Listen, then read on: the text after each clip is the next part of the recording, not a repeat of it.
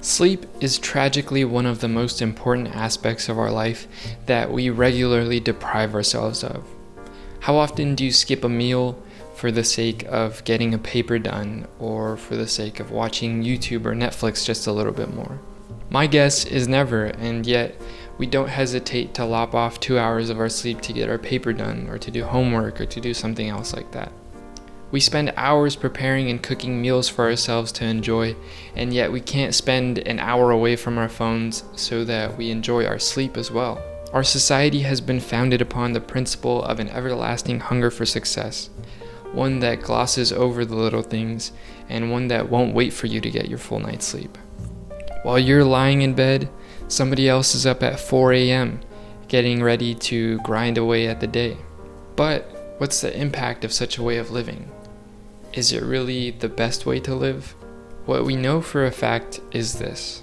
Sleeping less than 6 or 7 hours a night greatly increases your chance of gaining weight, increases your chance of heart disease, and more than doubles your risk of cancer. For the time you are awake, your capacity to learn is greatly reduced. You can't really remember things as well, your hormones aren't released properly, and your capacity for motor function is reduced as well. Maybe you're not worried about sleeping right now because you've got a job or school or you've got more important things going on, and you'll just sleep more when that thing is done or when you're retired sometime later in life.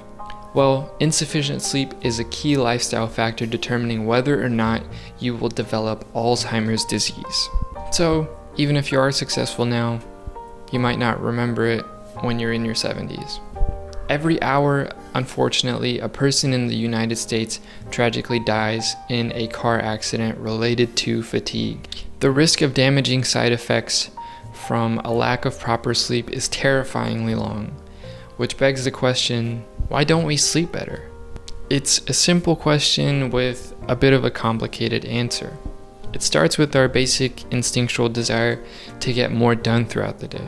So even when you're sitting in your bed at 3 a.m. watching Avatar or whatever it is that you're watching, your brain thinks that there's something productive or useful or helpful to your survival that's going on. Throughout the day, we give ourselves a bigger plate than we can handle, and we find ourselves facing the dilemma of finding time where there is none. The solution that we have culturally deemed not only acceptable, but oftentimes admirable, is to just cut sleep short. We have no problem cutting off 2 hours of our sleep because you still get 6 hours, which is 75% of what you would normally get. Well, the thing is that our sleep is a bit more nuanced than just knocking out for the night. We have non-rapid eye movement and rapid eye movement modes of sleeping, and the two are equally valuable, but they serve different purposes. So cutting off 25% of your sleep isn't actually 25%, it's something more like 60 to 90% of your rapid eye movement sleep, which is the time when you dream and the time when your brain consolidates the memories of the previous day. If you have trouble remembering your dreams, maybe this is a reason why.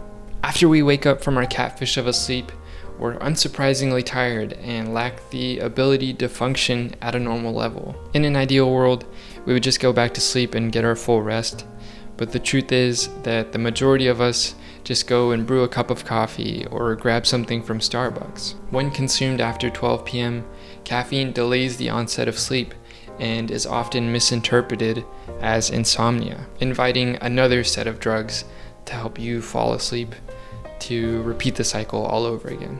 So what can you do to end this vicious cycle and get your nightly fill of quality sleep?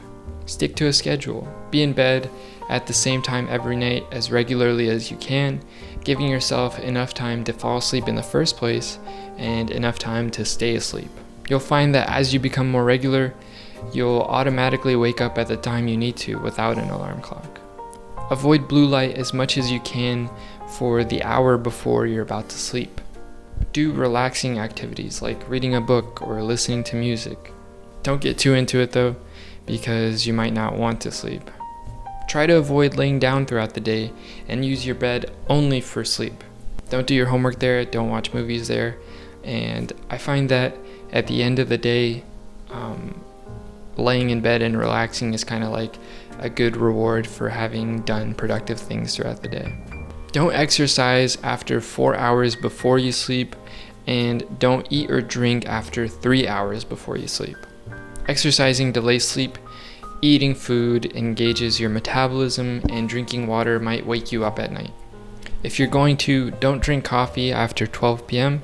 because, again, it'll delay that onset of sleep. Do something active like stretching or going for a walk. Naps are healthy for you, and they're a natural part of your sleep cycle. Studies have found that nappers actually have a better capacity to learn because they offload temporary memory into long-term memory during the nap, and they just have more space to learn new things. Try taking a 15 to 45 minute nap before 3 p.m. and see how you feel. Make your sleep space comfortable for sleeping. Cool, quiet, and dark. This is the one place where your investment will give you a huge return. Your sleep will impact you for the rest of your life, so I wouldn't really skimp on what's necessary. Finally, don't be afraid to try new things. Maybe you normally fall asleep at 1 a.m., but you actually fall asleep best at 9 p.m. You'll never know unless you try, so experiment with different sleeping routines and different times and see what works best for you. Don't be afraid to try new things just because they seem out of character for you. The truth is that out of character persona might be actually who you want to be. That's all I have for you this week. I hope you have a good sleep, and that if you dream something cool that you maybe write about it. Hopefully you wake up feeling well and rested, and I'll see you next week.